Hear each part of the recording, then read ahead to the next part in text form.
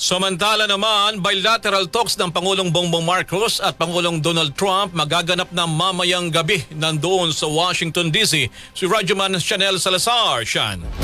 RMN Live Report!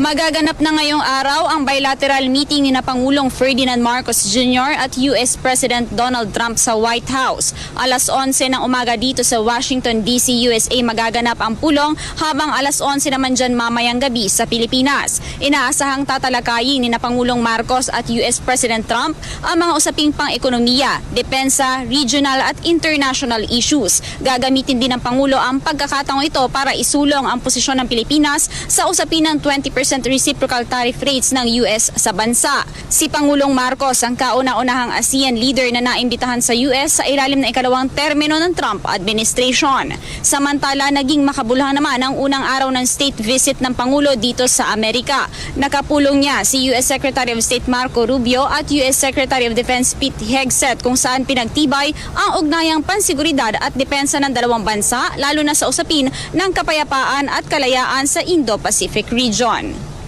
Mula sa Washington DC, USA, Radyoman Chanel Salazar, Tatak, RMN.